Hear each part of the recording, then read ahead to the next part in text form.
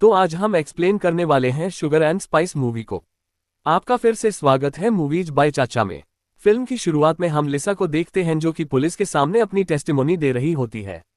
लिसा उनसे कहती है कि वह उन्हें सब कुछ बता देगी। इसके बाद वह ए स्क्वाड के बारे में बताना शुरू करती है। तो ए स्क्वाड की पहली मेंबर होती है डायन वेस्टन। लिसा बताती है कि ए स्क्वाड के लीडर का किताब डायन ने उसे छीन लिया था।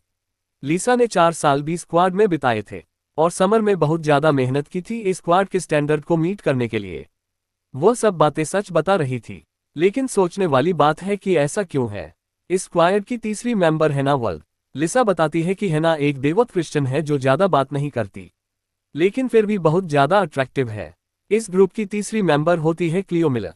इसके बारे में लिसा बताती है कि वह जेन्युइन नहीं है क्योंकि वह अपनी ब्रा साइज को फेक करती है और कैनन के द्वारा अपने ऑब्सेशन की वजह से थेरेपिस्ट के पास जाती है। इस स्क्वाड की चौथी मेंबर है केंसास हिल, जो कि अपनी तेज जुबान की वजह से जानी जाती है। केंसास की मदर जेल में है क्योंकि उसने अपने चीटिंग हस्बैंड को गोली मार दी थी। केंसास अपने ग्रैंड पेरेंट्स के द्वारा ही बड़ी हुई थी। और आखिरी होती है खुद लिसा, जो कि एक एक्स्ट्रा ऑर्डिनरी गीक है जिसका आईक्यू बहुत ही ज्यादा है।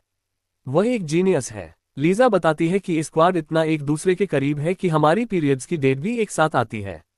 यहाँ तक कि हम लोगों को कुछ लोग लेस्बियंस भी बोलते हैं। तो स्कूल का साल टिपिकली शुरू होता है जहां पर मिस्टर स्मिथ अपनी घटिया सी स्पीच दे रहे होते हैं और ए स्क्वाड की चीयर लीडर स्टूडेंट के लिए परफॉर्म करती हैं। सब लोग उनकी सराहना करते हैं सिवाय बी स्क्वाड के मेंबर्स को छोड़कर, जो कि उन्हें देखकर जल रहे थे। ट्रूमैन हाई स्कूल से ट्रांसफर होने वाले नए स्टार क्वार्टरबैक जैक बाटलेट का खड़े होकर स्वागत किया जाता है। डायन जैक को सम्मानित करने के लिए एक स्टंट करती है, लेकिन गलती से उसे बेहोश कर देती है। जैक डायन के चिंतित सुंदर चेहरे को देखकर जागता है और पूछता है कि क्या वह ठीक है। डायन जैक की सुंदरता के बारे में दिन में सपने देखने लगती है और जैक जल्दी ही स्कूल का पसंदीदा बन जाता है। ए स्क्वाड की लड़कियां डायन और हन्ना के साथ अपने कमरे में अच्छा समय बिता रही हैं।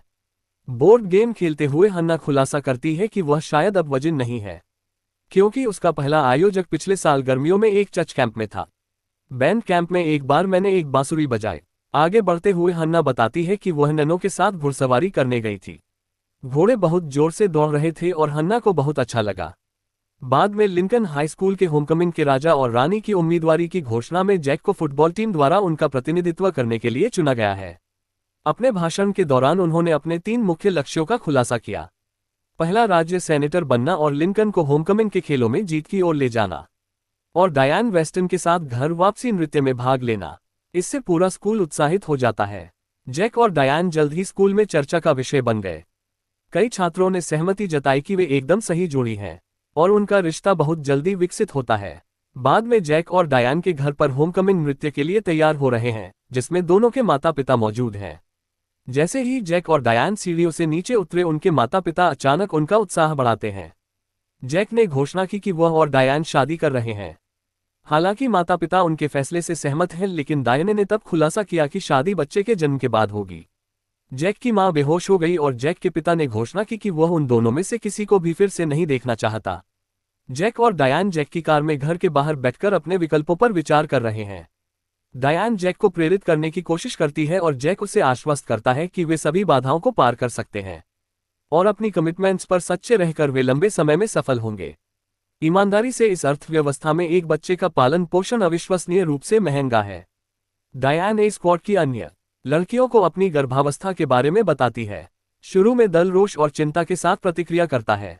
प्रत्येक लड़की अपनी राय व्यक्त करती है। क्लियो ये सोचकर भ्रमित है कि डायन के पास पहले से ही बच्चा है, उसे त्याग दिया और नाचने के लिए वापस आ गई। कैंसस ने स्पष्ट रूप से पूछा कि डायने को गर्भपात के लिए कितने की आवश्यकता है। हन्ना इस विचार का पुरजोर विरोध करती है और सुझाव देती है कि उसका चच डायने को उसकी गर्भावस्था के दौरान रहने के लिए एक जगह प्रदान कर सकता है। जैक और डायन अपने अपने घरों से निकाले जाने के बाद अपना खुद का घर किराए पर लेते हैं। उनके जीवन का यह नया अध्याय चुनौतियों से भरा है। उनकी पहली बड़ी बाधा नौकरी की तलाश है। जैक को एक ग्वाकामोल बैंक में नौकरी मिल जाती है, लेकिन अयोग्यता के कारण उसे निकाल दिया जाता है।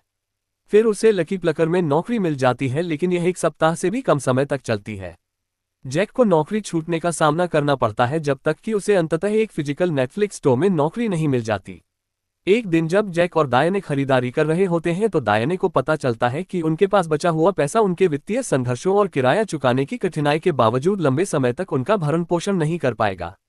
जैक और डायने स्कूल में अपनी नौकरी के बीच संतुलन बनाने में लगे रहते हैं। लिसा, जो डायने के साथ एक तरफा राइवलरी रखती है, कभी कभी किराए की दुकान पर जैक से मिलती है। वह उसका दिल जीतने की कोशिश करती है लेकिन लगातार उसका ध्यान खींचने में विफल रहती है। लड़कियां डायने से मिलने जाती हैं और वे सभी एक बैंक डकैती के बारे में एक फिल्म देख रही हैं।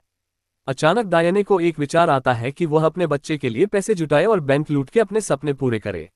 उसे लड़कियों को उसके प्रस्ताव को स्वीकार करने के लिए मनाने में कुछ समय लगता है।